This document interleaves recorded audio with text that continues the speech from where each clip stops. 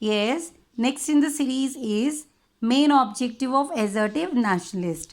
Main objective of assertive nationalist was attainment of Swaraj. Attainment of Swaraj means complete independence. As we all know, these Swaraj, these assertive leaders, they were praying, they were working to attain complete independence from British rule. That's why we can say the main objective or the objective for which they were working, it was attaining complete independence from Britishers. Next, you can come to the next topic, that is what were the methods of assertive nationalists.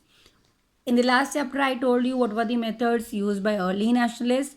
Early nationalists used three P's, while methods used by assertive nationalists, they were Swadeshi, boycott. Yes, what do we mean by Swadeshi? Swadeshi means producing necessary items in one's own country and using them for one's use.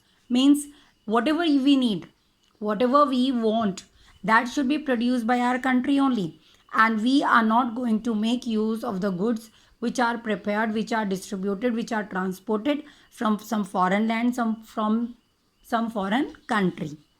Then boycott. Boycott means bahishkar karna, saying no. Boycott means saying no to those things which are or which were transported by Britishers from their home country or some other foreign national country. See, Swadeshi and boycott, they are two sides of the same coin.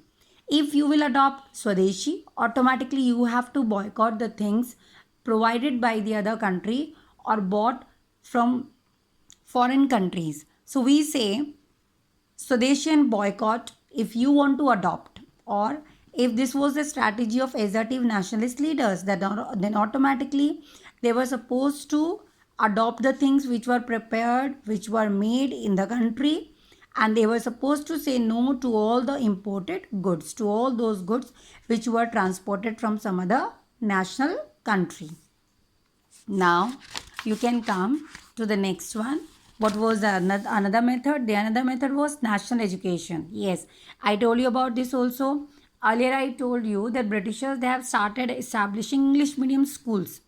But now many educationists, many national leaders, whether they were belonging to assertive group or they were doing the work in a single manner, single-handedly.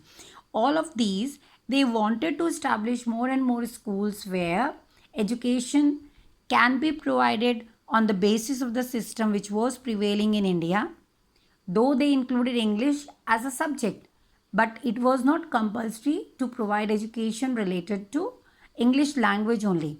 While they also gave this stress that under national education policy, under national education, children should be taught about Vedas, they should be taught about various things related to nationality, national prejudice. They should also be taught about what our nation is and how people of India, they have done a lot of things for the betterment of the people. Yes, under national education, you can just keep these things in your mind, that many different, many schools and colleges, many universities, they were open during this time, and all these universities, all these colleges which got opened, they were spreading education through various methods, and these methods, they were usually being adopted in the vernacular languages, in the regional languages. Now, fourth point, passive resistance. Yes, what do you mean by passive resistance? See, resistance means to resist something, to say no, or to just to adopt a policy of showing no action. Means somebody is doing something wrong to you, but you are not doing anything wrong to them. Passive means inactive. So when we combine the word passive resistance means you are non-violent, you don't give any kind of reaction. And this type of policy, this type of method was used by early nationalists so that Britishers will feel irritated when they will not be given any reaction to the work done by them. Automatically they will feel irritated, and it will not be possible for Britishers to bear the unreactivity or passive reaction of the Indians. Next one is how passive resistance was shown by the people. How, or means what were some of the methods which were used by people of India to show their passive resistance towards Britishers. See, first one was revivalism. Revivalism is a word which comes from the word revival. Revival means to renew the thing. To renew the thing means कुछ changes करके पुरानी चीज़ों को adopt करना. Revivalism, under revivalism assertive nationalists revived self-respect. Self-respect means now it was not question of getting only independence. It was question of self-respect. They wanted to do something because of which people of India, they could stand on a platform, and this platform could provide them respect in front of all the Britishers and other countries. Second thing, they started to change the method of celebration. They started to change the method of celebrations, making coming together, making the celebrations in a different way, so that people will not only be related to religion, but they will also give importance to their nation, to their country. Then second one, personal sacrifices. Yes, what do we mean by personal sacrifices? See, personal sacrifices can be of any type. For example, under personal sacrifice, you can give your jewelry, you can give your clothing, you can give whatever belongs to you. And for what purpose they were giving all these things? They were giving all these things so that India would get independence from Britishers. Then third one, mass involvement. Yes, what do we mean by mass involvement? I have already explained you this thing. Mass means public. Here we are talking about common people. More and more people should get involved in the freedom struggle. Unless and until people of India will get involved, leaders, they said, we will not be able to do anything. So these were three methods because of which passive resistance could be maintained by the Indians. Now next one is the repressive measures of the government. What were the repressive measures which were taken by the government against those leaders, against assertive leaders of India? See, some of the methods which were taken, which were used by Britishers were very common. For example, leaders were straight away put into jails. They were taken into the custodies. They were not supposed to move from one place to another because Britishers were knowing if the movement will be there of these leaders, they will automatically create a feeling of patriotism among the Indians. Then very important thing was most of the newspapers, magazines, journals published by these assertive leaders, they were being banned. They were completely being banned by the Britishers, or we can say they were completely prohibited. They were not supposed to, mean assertive leaders, they were not supposed to make any kind of announcements, any kind of articles in the newspapers. Okay. After this, the next point is, or the next topic of the chapter is achievement of assertive nationalists. What all things assertive nationalists they achieved? When we see their achievements, see, their achievements were the following. First one, these leaders were able to inculcate means develop, national pride. National pride means now people feel proud of the community, of the religion, of the festivals, of the dresses, of the food which they used to have, which they used to eat. People, they felt proud in celebrating various kind of festivals. For example, celebration of Ganpati and Shivaji festivals, celebration of other religious festivals. It was a matter of proud for Indians. Then second, next one, through his writings means these some newspapers were published by Tilak, and by publishing these newspapers, he just wanted to preach, he just wanted to make people of India understand what we are, why do we have to take pride in declaring that I am an Indian. All these things were very important, and two newspapers published by Tilak were Maratha and the Kesari. Then second point, they gave new slogans to the Indian nationalist movement. Yes, which slogans were added to the Indian national movement? Non-cooperation. Non-cooperation means आप cooperate मत करो तो automatically दूसरा व्यक्ति अपना काम नहीं कर पाएगा. Passive resistance, this I have already told you. Don't give any reaction to the strategies used by Britishers. Mass agitation. Agitation का मतलब है नाराज़गी जाहिर करना. Mass मतलब public. Publicly just show off. Yes, you are not happy with the decision taken by Britishers. Then self-reliance. Self-reliance means whatever you want to do, whatever Britishers are doing to you, you have to make people understand this is right, this is wrong. Third one, they spoke, wrote, and edited newspapers in vernacular languages. Yes, why vernacular languages were used? Vernacular languages were used by assertive nationalists because this was the language of common people, and people understood in the regional languages more better in comparison to Hindi or English.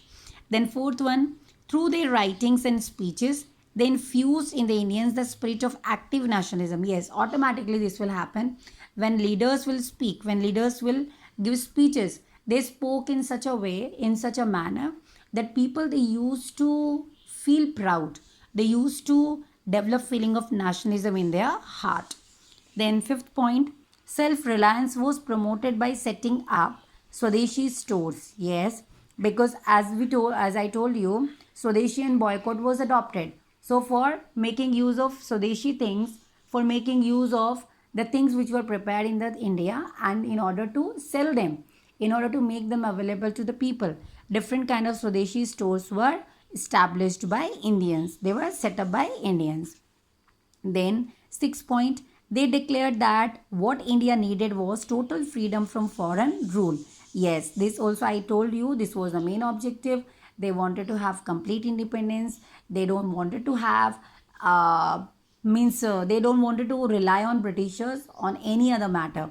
They had only one opinion. India belongs to Indians, and that's why Indians only have the right to rule the country. Then seventh one, many new educational institutions were set up during the Swadeshi movement. Yes, many new educational institutions, this we have done. Under National Education Scheme, many new educational institutions were established, and these institutions, they were established to provide more and more education, to cover up more and more people under education. Eighth one, the movement which had started from Bengal, it got spread to other parts of the country. Yes, that's very true. The revolution, the rebellion, Indian revolt, it started from Bengal, Barakpur, and soon it became part of, or we can say, whole India came in the effect, under the effect of this particular movement. And that's why people from different parts of India, they developed the feeling of patriotism, they developed the feeling of nationalism for the people of India and against Britishers. Ninth one, it was because of the efforts and sacrifices made by assertive leaders that the partition of Bengal was annulled. Annulled means it was not cancelled actually, but some changes were done, and you all know this thing very well. What were the changes? Earlier, partition of Bengal was done on the basis of religion, and afterwards it was done on the basis of languages spoken by the people living in different areas, different parts of the Bengal. So these were some of the achievements of early nationalists, assertive nationalists. See, now you are being given three leaders in this chapter, leaders of assertive nationalists. Under leaders of assertive nationalism, you can see Bal Gangadhar Tilak is given. His contribution is given. When we speak about Bal Gangadhar Tilak, you should know who Bal Gangadhar Tilak was. Bal Gangadhar Tilak was known as father of assertive nationalism. This is important. It comes under 1 mark question. After that, you can come to his contribution. Demand for Swaraj. Yes, he was the first person who openly declared that Swaraj is my birthright and I shall have it. This question is asked under 1 mark question also. Sometimes they ask you, who gave this slogan, Swaraj is my birthright and I shall have it? Then your answer is going to be Tilak, Bal Gangadhar Tilak. Then after this, you can come to the next point, that is preached nationalism. Yes, he preached nationalism. He developed feeling of nationalism and patriotism among the people. And how he developed this feeling? See, under point number 1, you can see he organized many akharas and lathi clubs. अखाराज मतलब जहाँ पे लोगों को लड़ने की कला सिखाई जाती है, जहाँ पे उनको लड़ना सिखाया जाता है, कुश्ती सिखाई जाती है. लाठी क्लब्स मतलब where boys, they were being given training to use lathi, the danda. Then this is related to another next point. He started using traditional religious Ganpati festival to propagate nationalist ideas. Yes, he developed those, he once again revived those old festivals of India which were not in so much of demand, which were not now used by the people. Then you can come to the next page and you can see some of the newspapers started by him. See, he started two newspapers. I have told you this: Maratha in English and Kesari in Marathi. Then you can come to the second last point. He wrote two well-known books, the Gita Rahasya and Archaic Home of Vedas. These two books were written by Bal Gangadhar Tilak. Then established Home Rule League. Yes, he established Home Rule League. Why he established Home Rule League? Because he had one motto, that was to have Swaraj. And in order to attain Swaraj, in order to have complete independence, he needed to have an organization which could work for it. Then he was referred as forerunner of Gandhi. He is referred as forerunner of Gandhi. There are 2-3 reasons. First thing, whatever policies were adopted by Bal Gangadhar Tilak, later those ideas, those policies were adopted by Mahatma Gandhiji. Second thing, Tilak was a person who came in close contact of mass, the common public. In the same way, Mahatma Gandhiji also came in contact of mass, the common public. Mahatma Gandhiji also did the work by having support of common public.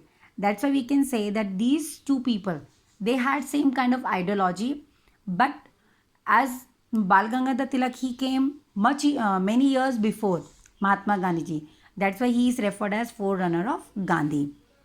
Then we can just see the last paragraph. Tilak's selfless patriotism, strong determination, and courage aroused the masses against the British and opened a new chapter in the history of India's freedom struggle. Why? Actually, whatever Tilak had done, that was in relation, or that was related to the people of India. And as it was related to the people of India, it was really very clear to people of India, until and unless we are going to follow all these techniques, all these tactics, whatever tactics were followed by Bal Gangadhar Tilak, we are not going to get anything from Britishers. And thus we can say he was the person who had raised, or who was able to develop, who was able to infuse the feeling of nationalism, the feeling of patriotism among Indians.